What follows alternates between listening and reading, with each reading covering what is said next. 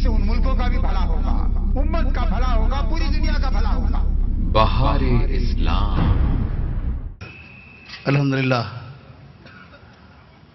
अल्हम्दुलिल्लाह कफ़ा व सलामुन अला इबादिहिल लज़ीना इस्तफ़ा। अम्मा बाद फ़क़ाल अल्लाहु तबारक व तआला फ़िल क़ुरानिल मजीद औज़ु बिल्लाहि मिनश शैतानिर रजीम बिस्मिल्लाहिर रहमानिर रहीम। युरीदून लियुत्फ़िऊ नूरल्लाहि बिअफ़वाहिहिम वल्लाहु मुतिम्मु नूरिही वलौ करिहल काफ़िरून। अम्मा बाद मोहतरम अमीर जमात इस्लामी हिंद हज़रत मौलाना सैयद जलालुद्दीन उमरी साहब, हमारे इस बहार इस्लाम की कॉन्फ्रेंस में शरीक हज़रत मौलाना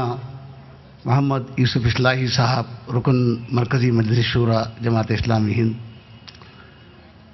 हमारे इस अज़ीम शान कॉन्फ्रेंस में शरीक हज़रत मौलाना मोहम्मद अब्दुल अजीज़ साहब, नायब अमीर जमात इस्लामी हिंद, साबिक़ नायब अमीर जमात इस्लामी हिंद, मरकज़ से आए हुए ज़िम्मेदारान जमात, हल्के आंध्र प्रदेश के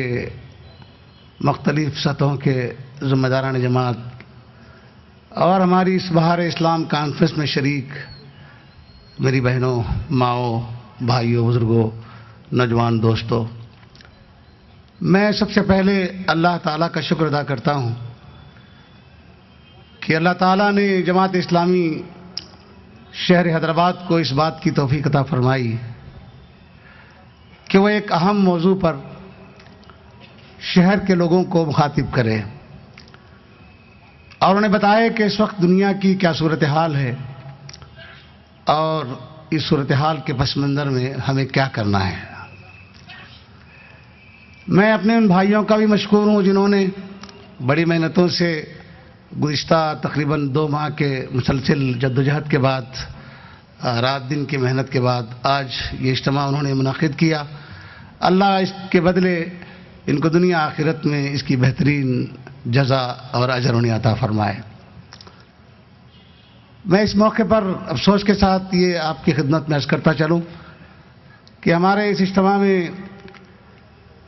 जनाब असदुद्दीन अवैसी साहब जो शहर के MP है, उन्हें शरीक होना था, लेकिन उन्होंने अभी कुछ देर पहले भाई अज़हरुद्दीन साहब जो हमारे राबिते अम्मा के सेक्रेटरी है, उन्हें एक मैसेज कन्वे किया है कि वह किसी काम में मसरूफ़ हैं, बाद में मुलाकात करेंगे। अल्लाह उनकी मुश्किलों को आसान कर दे। भाइयों, आप जानते हैं कि बहार इस्लाम इस कॉन्फ्रेंस का नाम है। मैं कुछ मोटे अंदाज से कुछ मोटी मोटी बातें आपकी खिदमत में अर्ज़ करूँगा। जब हम बहार का तज़किरा सुनते हैं तो हमें ख़िज़ा याद आती है, ख़िज़ा के बाद बहार आती है और हम ख़िज़ा या ख़िज़ा उसको कहते हैं जब मौसम पतझड़ आता है तो पत्ते सूखते हैं, खड़कते हैं और झड़ने लगते हैं। ऐसा मालूम होता है कि झाड़ का लिबास उतर गया है और कुछ दिनों बाद ऐसा मालूम होता है कि उसको छोटी छोटी कोंपन आने लगती हैं। फिर कुछ ही दिनों में देखते देखते वो पौधे लहलहाने लगते हैं, हरे भरे होते हैं, जिसे देखने से आँखें ठंडी होती हैं, जिसे देखने से दिल बड़ा खुश होता है और आदमी को बड़ा सोज और कैफ महसूस होता है कि वो पतझड़ से निकलकर, वो ख़ज़ां के ज़माने से निकलकर जब बहार के ज़माने में आता है तो वो बाग़बाग़ हो जाता है, मसरूर हो जाता है, खुश होता है। गुज़िश्ता सदियों में इंसानियत ख़िज़ां के दौर से गुज़र रही थी। ख़िज़ां से मेरी मुराद ये कि इंसानियत अखलाक की एतबार से, किरदार के एतबार से, माशी एतबार से, माशरती एतबार से, सियासी एतबारात से, हर एतबार से जब इंसानी तारीख़ का हम कुछ थोड़ा थोड़ा मुताला करते हैं तो हमें मालूम होता है कि इंसान के बनाए हुए क़वानीन के शिकंजों में घिर के अपनी पैदाइशी जो उसे आज़ादी अल्लाह ताला ने अता की थी उसे भी वो खो चुका था। अपने अखलाक को, किरदार को, मामलात को, अमानत को, दियानत को, ताल्लुकात को, इंसानियत को, शराफत को उसने पामाल किया और इंसानियत चीखती चिल्लाती शहरों, गलियों, बस्तियों, करियों में और बड़े बड़े मुल्कों में चीखती चिल्लाती इंसानियत नंगी दौड़ रही थी। اس کا کوئی پرسان حال نہیں تھا، اسے معلوم نہیں تھا کہ اس کی کوئی جائے پناہ بھی ہے. لیکن اللہ تعالیٰ مغفرت کرے ان عظیم المرتبت ہستیوں کی جو گزشتہ صدی کے اوائل میں جنہوں نے بڑے عزم اور حوصلے کے ساتھ، بڑی قوت کے ساتھ، بڑی پامردی کے ساتھ، بڑی جمامردی کے ساتھ کچھ لوگ اٹھے گزشتہ صدی کے دوسرے تیسرے دہے میں بر صغیر ہند پاک میں سید ابو العلا مودودی رحمۃ اللہ علیہ اور عرب کے اس پورے سب کانٹیننٹ میں حضرت البنا شہید رحمۃ اللہ علیہ اور ان کے ساتھیوں نے قرآن و سنت کی بنیاد پر اس دکھی، اس دردوں کی ماری اور مسائل میں پستی ہوئی، انسانوں کی غلامی میں جکڑی ہوئی انسانیت کو انہوں نے اللہ کی طرف بلانے کی دعوت دینے کا بیڑا اٹھایا. اسی آواز کو جو انبیاء نے لگائی تھی، یا قوم اعبدوا اللہ ما لکم من الہ غیر، اے اللہ کے بندو اللہ کی طرف پلٹو، کسی غیر اللہ کی بندگی نہ کرو. اگرچہ کہ یہ آواز آج اس بہار کی بات ہم کرتے ہیں، اسی شہر کے ایک کونے سے ایک جوان آدمی جس کا نام سید ابو العلا مودودی تھا، آج سے کوئی 75 برس پہلے 70 برس پہلے جب یہ آواز اٹھا رہا تھا کہ اسلام ایک نظام رحمت ہے، اسلام انسانوں کے مسائل کا حل ہے، اس وقت شاید لوگ سمجھتے تھے یہ تو نخار خانے میں طوطی کی آواز سے بھی کم ہے. لیکن اللہ تعالیٰ نے ان لوگوں پر بڑے احسانات کیے. اس آواز کو جو خدا کی آواز تھی، اس کے رسول کا پیغام تھا، اللہ تعالیٰ نے اسے اتنی قوت عطا کی، انہیں اتنی توفیق بخشی کہ انہوں نے دنیا کے ان تمام نظریات کو جو انسانوں کے مرتب کردہ، انسانوں کے بنائے ہوئے تھے، اسے ایڈریس کیا، اسے مخاطب کیا اور چیلنج کیا کہ اس وقت تم جن مسائل میں گھرے ہوئے ہو، جن پریشانیوں میں مبتلا ہو، جن مسائل سے تمہارا اس وقت سابقہ ہے، اگر تم اس سے نکلنا چاہتے ہو تو تمہیں ایک ہی راستہ ہے، وہ ہے اسلام کا راستہ، وہ اللہ کی بندگی کا راستہ، وہ ہے سنت رسول اللہ کا راستہ. نتیجہ اس کا یہ نکلا کہ بر صغیر ہند میں آپ جانتے ہیں کہ آج ہم بہار اسلام کی باتیں کرتے ہیں تو ہمارے ہی بھائی اس ملت کے لوگ اس وقت صدائے اسلام کے بلند کرنے لگے ہیں. ہم دیکھتے ہیں کہ مختلف وفودوں اور جماعتوں کے ذریعے سے قریہ دیہات آج سے 70 برس پہلے جب ہم اس ملک میں اسلام کی بات کر رہے تھے، لوگوں نے، خاندان والوں نے ڈرایا اور کہا کہ کس کی بات کرتے ہیں، کس اسلام کی بات کرتے ہیں، کس نظام حیات کی بات کرتے ہیں. اللہ کا بڑا شکر و احسان ہے، وہ یہاں سے اٹھی ہوئی آوازیں، عرب سے اٹھی ہوئی آوازیں اس قضا رسیدہ انسانیت کو بہاروں کے ان میدانوں میں، بہاروں کے ان گلشنوں میں اس وقت لایا. اور ہم دنیا میں دیکھتے ہیں کہ باطل نے اسلام کے خلاف میں جتنی مورچہ بندیاں کی تھی، ہر سائٹ پر، ہر حصے پر اخلاق پر ڈاکے ڈالے، کردار پر ڈاکے ڈالے، امانتوں کا استحصال کیا، دیانتداری کا مذاق اڑایا، انسانوں کا قتل عام کیا، شراب کو پانی کی طرح سے بہایا، عورتوں کی عزتوں کو نیلام کیا، انسانوں کو قتل عام کیا اور وہ سب کچھ کیا جسے ایک جانور بھی جسے دیکھ کے شرماتا ہے. گزشتہ صدیوں میں عالمی جنگوں نے اور خود ہماری گزری ہوئی صدی کے اختتام نے دنیا کو جنگوں کے ایک ایسے جدال میں، ایک ایسے ماحول میں ڈھکیل دیا جس انسانیت لرزتی تھی، انسانیت کانپتی تھی. بستیوں کو، ملکوں کو تباہ و برباد کرنے کی کوشش کی. ایسے میں ایسا محسوس ہوتا تھا کہ اسلام کے ماننے والے کبھی بنیاد پرستی کے الزام سے، کبھی فنڈامنٹلزم کے الزام سے، کبھی دہشت گردی کے الزام سے، کبھی وہ فلاں الزام سے، کبھی فلاں الزام سے محسوس ایسا تھا کہ دبوچ لیے جائیں گے. محسوس ایسا تھا کہ ہماری کم آئے گی، ہماری کم ہمتی، ہماری کم علمی، اور یہ کہ مختلف ممالک میں ہماری تعداد میں کمی کی وجہ سے محسوس ہوتا تھا کہ وہ دبوچ لیے جائیں گے، وہ کچل دیے جائیں گے، وہ دھکیل دیے جائیں گے، پسماندہ کر دیے جائیں گے. لیکن اللہ نے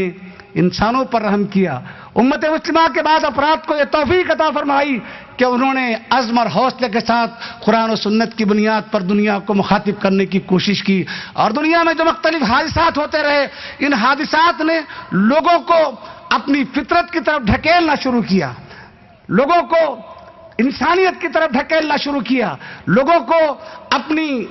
انسانیت کی طرف، ان کے ضمیر کی طرف ڈھکیلنا شروع کر دیا. میں ایک چھوٹی سی بات آپ کے سامنے عرض کر دوں. ابھی ملک میں ہمارے پاس جو واقعات ہو رہے ہیں دلی میں اور مختلف شہروں میں، اس موقع پر مجھے بڑی حیرت ہوتی ہے کہ ہمارے ملک کے اپوزیشن کے قائدین اور ملک کے وہ سربراہ جو کبھی اسلام اور مسلمانوں کو اس ملک میں دیکھنا برداشت نہیں کرتے، لیکن ان کی زبانوں سے وہ الفاظ اگلائے جا رہے ہیں جو انسانی فطرت پر مبنی ہیں، اور ہم کہتے ہیں کہ انسانی فطرت ہی اسلام ہے۔ اسلام انسانی فطرت کے مطابق اللہ تعالیٰ نے نازل کیا ہے۔ لوگ یہاں کہہ رہے ہیں، کبھی ہم کہتے کہ گھر میں عورت گھر کی مہارانی ہے، گھر کی ذمہ دار ہے، گھر اس کی مملکت ہے، وہ گھر کی وزیر اعظم ہے، تو لوگ ہم کو مذاق اڑاتے کہتے چار دیواریوں میں انہوں نے بند کر رکھا ہے۔ لیکن اللہ تعالیٰ آج ان کی زبانوں سے کہلوا رہا ہے کہ خواتین کو گرہستی کا کردار ادا کرنا چاہیے، خواتین کو گھر کی ذمہ داریاں ادا کرنا چاہیے، مردوں کو کما کر ان کی نان نفقے کی ذمہ داریوں کو ادا کرنا چاہیے۔ کبھی ہم یہ کہتے، اگر ہم کہتے اپنی زبان سے پہلے کہ یہاں کسی زنا کرنے والے کو برسر عام سزا دینا چاہیے، تو شاید ہم پر فنڈامنٹلزم کا، دہشت گردی کا لیبل لگاتے اور کہتے کہ یہ تو فنڈامنٹلسٹ اور یہ دہشت گرد ہیں۔ اللہ تعالیٰ ان کی زبان سے کہلوا رہا ہے کہ اس جرم کی سزا اس کے علاوہ کچھ نہیں ہے، اور ہم کہتے ہیں کہ یہی بہار اسلام ہے اور یہی بہار انسانیت ہے، یہی انسانوں کی اخلاق اور کردار کا ایک اونچا معیار ہے۔ بھائیو، دنیا میں ہم جس بہار اسلام کی وقت بات کر رہے ہیں، عرب دنیا میں نہیں، یورپ کی دنیا میں، امریکہ کی دنیا میں، ان لوگوں نے اسلام کو، مسلمانوں کو بدنام کرنے کی جتنے ایونٹس کیے، جتنے بلاسٹنگز کیے، جتنے ٹاورز کو گرایا اور مسلمانوں کو دہشت گرد بنا کر جتنی تصویر بگاڑنے کی کوشش کی، ان کے خاندانوں میں کبھی ٹونی بلیئر کا بھائی اسلام قبول کرتا ہے یا اس کے خاندان میں لوگ قبول کرتے ہیں، تو کبھی امریکہ کے وہ بڑے بڑے خاندانوں میں لوگ اسلام کی طرف بڑی تیزی کی طرح اس کا مطالعہ کر کے اس کو سمجھ کر اسلام کی طرف آنے کی کوشش میں لگے ہوئے ہیں۔ ایسا معلوم ہوتا ہے کہ اس وقت باطل لرزہ براندام ہے۔ سید مودودی علیہ الرحمٰن نے کہا تھا، آج سے کوئی 65 برس پہلے شہادت حق کی ایک تقریر کرتے ہوئے انہوں نے کہا تھا کہ اگر مسلمان اپنے دین کی طرف لوٹ آئیں، اسی کردار کے ہتھیار سے لیس ہو جائیں، تو ایک وقت وہ آئے گا کہ واشنگٹن اور نیو یارک میں ان کے نظریات کو سر چھپانے کے لیے جگہ نہیں ملے گی۔ اور اس نے کہا تھا کہ لندن اور پیرس کی یونیورسٹیوں میں ان کے نظریات کو، ان کی تعلیمات کو وہاں سر چھپانے کا، آگے بڑھنے کا کوئی موقع نہیں ملے گا۔ بھائیو، آج دنیا میں اسلام ایک موضوع بنا ہوا ہے۔ اسلام کے نام پر، مسلمانوں کے نام پر جتنے الزامات ان لوگوں نے لگائے تھے، آج وہ پورے کھوکھلے ثابت ہو رہے ہیں۔ ان کے بنائے ہوئے معاشی نظام نے انسانوں کا خون چوسا۔ آج یہ معاشی نظام ان کے بڑے بڑے عمارتوں میں وہ کولیپس ہو رہا ہے، وہ پریشان ہیں۔ وہ لوگ کہہ رہے ہیں کہ اگر اسلام کے معاشی نظام کو اگر اختیار کر لیا جاتا تو انسانوں کی یہ دلت درد دور ہو جاتی، انسانوں کے مسائل حل ہو جاتے۔ اس سودی نظام نے انسانوں کو غلام بنایا کچھ کیپٹلسٹوں کے۔ ساری دنیا میں 8-10 لوگ، کوئی انٹرنیشنل مانیٹری فنڈ کے ذریعے سے، کوئی ورلڈ بینک کے ذریعے سے، کوئی لیمن بردرز کے ذریعے سے ملکوں کو انہوں نے غلام بنایا، اور ملک ان کی غلامی سے آزاد ہونے کے لیے اس وقت بڑی بےتابی کے ساتھ اس وقت میدان میں آ رہے ہیں۔ انہوں نے اخلاق کے ذریعے سے اپنے بودے اور کمزور اور بد اخلاق کی تہذیب کے ذریعے سے ملکوں پر الغار کیا۔ آج ہمارے ملک میں کہا جا رہا ہے کہ پراچین سنسکرتی کے نتیجے میں، یہ امپورٹڈ سنسکرتی کے نتیجے میں آج ہمارے ملک کی عزتیں اور آبرو، ہمارے ملک کی سیتا اور یہاں کی پوترتا، یہاں کی عزت و آبرو خواتین کی، یہ یورپ کے کلچر نے اسے برباد کیا اور اسے عریاں کیا، اسے ادرنگا کیا۔ لوگ آج اس تہذیب کو بھی اپنے پیروں تلے روننا چاہتے ہیں، ان کے معاشرتی نظام کو، ان کے تعلیمی نظام کو، جس میں انسانیت سے زیادہ درندگی، اخلاق سے زیادہ بد اخلاقی، انسانیت سے زیادہ جانوروں کی صفات کو پروان چڑھانے کی کوشش کی، آج ان کے ہی محلوں میں، ان کے ہی کالجوں میں رد کرنے والے لوگ پیدا ہو رہے ہیں۔ بھائیو، ہمارا ملک بھی انہی حالات سے دوچار ہے۔ ایسا نہیں ہے کہ ہمارا ملک کوئی پوتر، ایسا ہے کہ یہاں کچھ برائیاں نہیں ہیں۔ ہمارے ملک کو بھی آج بہار کی ضرورت ہے، اخلاقی بہار کی ضرورت ہے، کردار کے بہار کی ضرورت ہے، یہاں امانت کے بہار کی ضرورت ہے، یہاں دیانت کی بہار کی ضرورت ہے، اور یہاں انسانیت کی معراج کی ضرورت ہے، یہاں خواتین کو ان کی عزت، ان کی عصمت اور ان کی حفاظت کی ضرورت ہے، اور یہاں بوڑھے ماں باپ جن کے بچے انہیں اولڈ ایج ہوم میں لے جا کر ڈھکیل کر اپنی زندگی کو عیش و عشرت سے دو چار کرنا چاہتے ہیں، آج ان کی خدمت کی ضرورت ہے، آج پسماندہ لوگوں کو یہاں اٹھانے کی ضرورت ہے۔ لوگ کہتے ہیں کہ ماحول میں آلودگی پیدا ہو گئی ہے، انسان خطرے میں ہے، ہم کہتے ہیں اخلاق میں آلودگی پیدا ہو گئی ہے، کردار میں آلودگی پیدا ہو گئی ہے، معاش میں آلودگی پیدا ہو گئی ہے، تہذیب میں آلودگی پیدا ہو گئی ہے، انسانی ذہن و دماغ و قلب کے اندر آلودگی پیدا ہو گئی ہے۔ اگر اسے نکالنا ہے تو انسان کو خدا کی طرف پلٹانے کی ضرورت ہے۔ یہ ملک خدا پرستوں کا ملک ہے، یہ ملک ایماندار لوگوں کا ملک ہے، یہ ملک اخلاق پرستوں کا ملک ہے، اس ملک میں شرافت شرافت داروں کا ملک ہے۔ یہاں انسانیت معراج پر کبھی تھی، آج بھی اس ملک میں بیسیوں سبوں ہزاروں خداؤں کے ماننے والے ہیں، خدا کے منکرین کی تعداد اس ملک میں بہت کم ہے، لیکن ضرورت اس بات کی ہے کہ انہیں حقیقی خدا کی طرف دعوت دی جائے۔ یہ ملک میں کبھی ہم انگلیوں پر گنے جاتے تھے، کچھ لوگ یہاں آئے تھے، لیکن ہمارے فکر نے، ہمارے دینی تعلیمات نے، ہمارے اخلاق و کردار نے اس ملک کو اتنا متاثر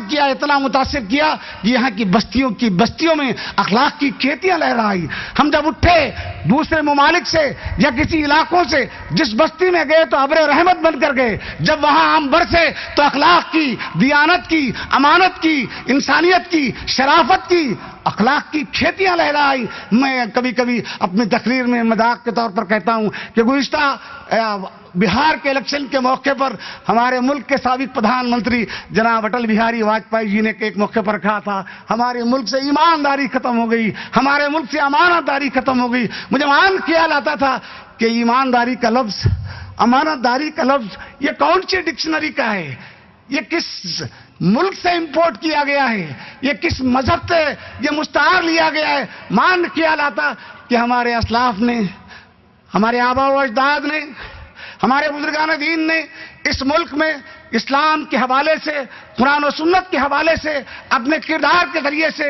باشندگان ملک تک اللہ کے دین کی دعوت کو پیش کرنے کی کوشش کی، تو یہاں انسانیت کی، اخلاق کی کھیتیاں لہرانے لگی۔ آج ضرورت ہے امت مسلمہ کی، اس دنیا کو، اس ملک کو ہمارے دین کی، ہمارے اخلاق کی، ہمارے کردار کی، ہمارے تہذیب کی، تمدن کی اور وہ تمام چیزوں کی جو اسلام کی تعلیمات ہے، ہم امت مسلمہ سے بڑا ادب و احترام سے گزارش کرنا چاہتے ہیں۔ اس وقت دنیا آپ کی منتظر ہے، دنیا آپ کو دیکھنا چاہتی ہے، دنیا آپ کے کردار کو وہ ایٹم کا دور گیا،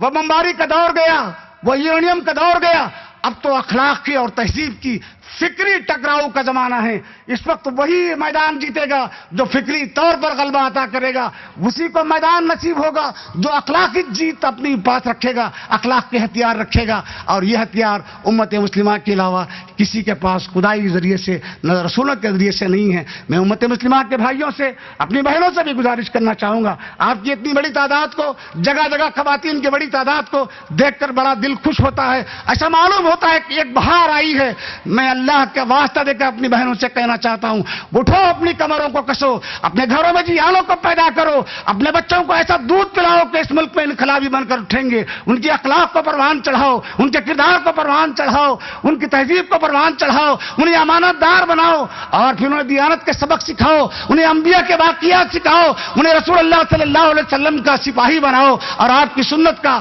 اطاعت گزار انہیں بناؤ، اور بتاؤ کہ بیٹا کبھی وہ بنت جہش جیسی ماں بنو، کبھی خالہ جیسی بہن بنو، کبھی امہات المومنین جیسا کردار اپنے اندر پیدا کرو۔ یہ ملک آپ کا انتظار کر رہا ہے۔ آپ کی بہنیں جلائی جا رہی ہیں، آپ کی بہنوں کی عزتیں لوٹ رہی ہیں، آپ کی بہنوں کی عزتیں لوٹ رہی ہیں۔ آپ کے حوالے سے یہ کہا جا رہا ہے کہ عورت بڑی مظلوم ہے۔ آپ اٹھیے، دنیا کو بتائیے مسلمان عورت مظلوم نہیں ہے، مسلمان عورت پوری با اختیار ہے، اپنے گھر میں اسے وہ تمام تحفظ حاصل ہے۔ ابھی امریکہ کی ایک عورت نے خواتین پر ہونے والے مظالم اور ان کی بد تہذیبیوں پر اس نے ریسرچ کیا، اس نے بتایا کہ دنیا میں سب سے باعزت، سب سے پاکدان اور باعفت اگر کسی قوم کی عورتیں ہیں تو وہ مسلمان عورتیں بڑی باعزت ہیں، اور ضلالت و گمراہی کے کھڈ میں کوئی قوم اگر کوئی گری ہے تو اس نے کہا کہ یہودی ہیں، دوسرے نمبر پر ہندو بہنیں، اور تیسرے پر عیسائی ہیں۔ آپ کو اللہ تعالیٰ غیر محسوس طریقے سے بہاروں کی طرف ڈھکل رہا ہے۔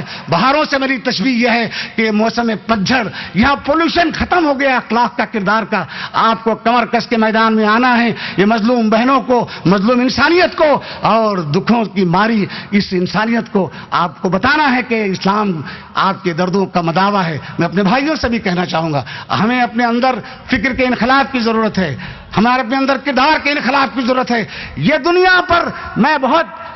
ذمہ داری سے بات کہنا چاہوں گا، اس ملک میں مختلف لوگوں کو مختلف نظریات کو پیش کرنے، اپنے نظریات کے حساب سے مختلف مرحلوں میں انتخابات سے گزرنے، اپنے نظریات کے مطابق اس ملک میں قوانین چلانے بنانے کا حق حاصل ہے. تو پھر ان لوگوں کو کیوں حق حاصل نہیں ہونا چاہیے جو خدا کے دین پر چلنا چاہتے ہیں، خدا کے دین کو انسانوں کا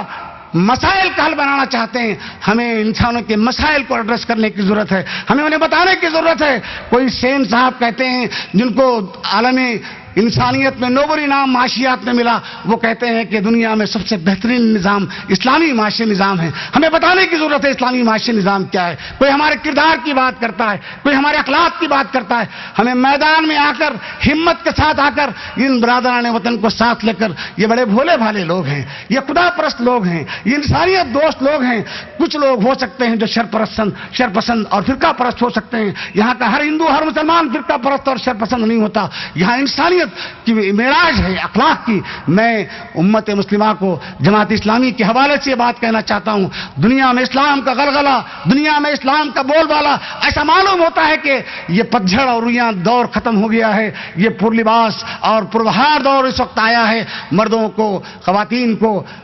جوانوں کو، طالبات کو، ہم سب کو مل کر اپنے اخلاق اور کردار کے ذریعے سے بہاروں سے، اسلام کی بہاروں سے، اسلام کے ان اصولوں سے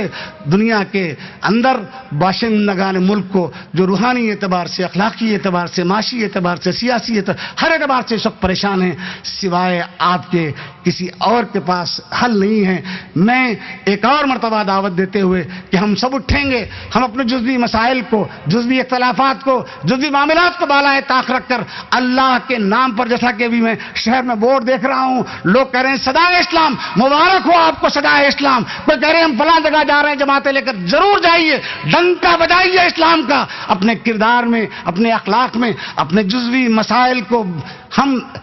بازو رکھیں گے. قرآن و سنت کی بنیاد پر ایک ایسی مضبوط، ایک ایسا گٹھ جوڑ، ایک ایسا گٹھ بندھن ہم بنائیں گے جس کے ذریعے سے دکھی انسانیت کو جو بھوک، بھے اور بھرشٹاچار کی آگ میں جل رہی ہے، انہیں بتائیں گے کہ تمہاری امن و آشتی کی جگہ اسلام میں ہے. اگر یہ کام ہم کر سکے تو داعیانہ حق کا وہ کردار ہم اس ملک میں ادا کریں گے. ورنہ اندیشہ ہے کہ کل اللہ تعالیٰ کے سامنے جواب دینا پڑے گا کہ دنیا دکھوں کے اندر مبتلا تھی، پریشان تھی، تم کہاں سو گئے تھے. آج ہمیں اس ملک کو بتانا ہے کہ دنیا میں اگر کوئی ہوائیں اخلاق و کردار کی، امانت و دیانت کی، انسانیت کی، شرافت کی چل رہی ہیں تو وہ صرف اسلام کی وجہ سے چل رہے ہیں. اگر آپ اپنے دن کو، اپنے ملک کو بھی امن و آشتی کا گہوارہ بنانا چاہتے ہیں، اس کے علاوہ کوئی چارہ نہیں ہے. نو وے بٹ اسلام، لا سبیل الا الاسلام. اللہ سے میری دعا ہے کہ اللہ تعالیٰ مجھے آپ کو اس بات کی توفیق عطا فرمائے کہ ہم خود بھی دین پر چل سکیں اور بندگان خدا تک بھی اپنے قول و فعل اور عمل کے ذریعے سے اللہ کے دین کو لوگوں تک پہنچا سکیں. رب اغفر وارحم وانت خیر الراحمین. لا الہ الا اللہ محمد رسول اللہ. مبارک ہو آپ کو صدائے اسلام. کوئی کہہ رہے ہیں ہم فلاں جگہ جا رہے ہیں